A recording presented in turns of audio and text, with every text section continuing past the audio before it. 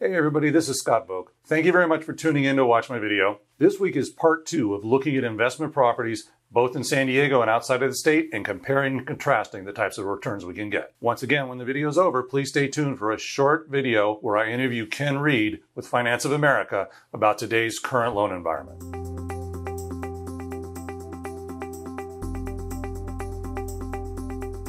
Welcome back. I appreciate you joining me again. Last episode, I looked at investments in San Diego and outside of the state based on cash flow and appreciation. We determined that looking at an identical amount invested with the same amount down was actually quite possible with appreciation to get a better return in San Diego than outside of the state. And this is the slide that we ended with. I'm not going to go through all the detail. Go back and watch the last video if you want to see it.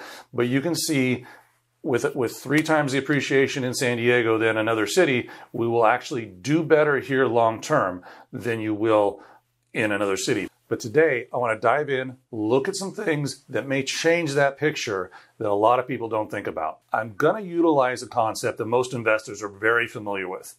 In stocks, it's called reinvesting your dividends. Basically, what we're going to do is take the positive rent you're generating every year in another city, and instead of sticking that in the bank at 1%, we're going to reinvest it in real estate in that city.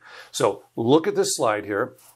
And what we've got is taking year one's proceeds, which you can see it's that $44,000 number, and reinvesting it in more property. That gives us additional equity, gives us additional value. So you can see, once again, I'm using the same 40%. We end up with over $1.1 million in Realty year 2. Obviously, we're collecting more rents, and that flows down so that year 2, our positive cash flow is $51,000. Now, year 3, do the same thing. And at the end of year 3, we're generating $58,000. Now we can do this out 10 years, but I'm going to spare you. I did the math, and I'm not going to make you go through it. Here's year 10. If we look at year 10, and we've reinvested our positive rents every year, we're looking at over $3 million of real estate. Our equity is $1.4 million. And our operating income is really impressive. After we get down paying our loan, instead of making $44,000, we're making $151,000 a year. Compare that to your break-even scenario in San Diego. Even if you've been able to raise rents a little bit, you're not going to approach that kind of number. So when I start looking at cash-on-cash returns out of state, where you start to do better than San Diego is if you're reinvesting your proceeds. All right, so now what I want to do is look at the data that we showed last time, focusing on San Diego. Here I've superimposed the numbers in San Diego, what they would be based on the analysis we did in the last video. Now, as you can probably guess, the next thing to do is compare and contrast those San Diego numbers with out-of-state numbers. Take a look at this. When you compare and contrast San Diego versus other cities, and we've reinvested our positive cash flow, remember there's no positive cash flow to reinvest from San Diego, but reinvesting from out-of-state, we end up with a value of over $3 million out of state with an equity of almost $1.5 million. More importantly, or as importantly for some people, your net income after paying your loans is $150,000 versus $27,000.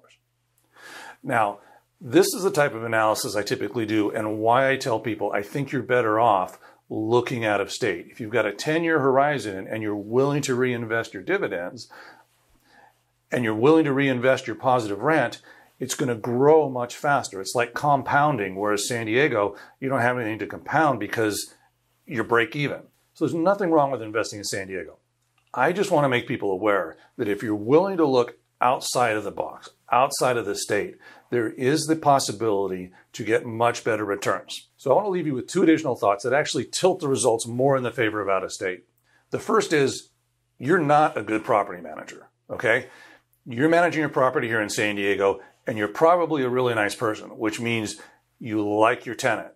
You haven't raised rents because you hear their hardships and you don't want to be estranged. So you may have the same tenant for 5 years and you haven't raised the rent. You're not getting 3.5% cap rate. You're down around 2%. Okay? If you're investing out of state, you have a property manager who's controlling the rents, and you're telling the property manager to get to the market rents. So you do a better job just because you're not emotionally involved in the property. It's an investment. It's not a relationship with the tenant. So that's the first thing. You underperform when you manage your own property. The second thing is, I did an apples to apples comparison here. I assumed in San Diego You have to put 40% down to break even, so you would do that in other states. You don't have to do that. In other states, you're going to invest 25% down. That increases the amount of property you own initially and increases the compounding effect. So at the end, the numbers aren't even close.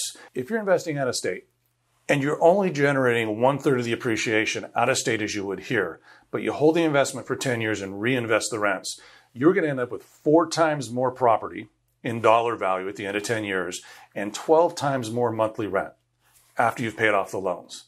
That's the type of thing that makes a whole lot of sense. I'm not going to show you the numbers. This one, you've got to call me for. You got to come in the office and we'll sit down and talk over your situation, how this works. Thank you very much for watching. And until next time, make it a great week.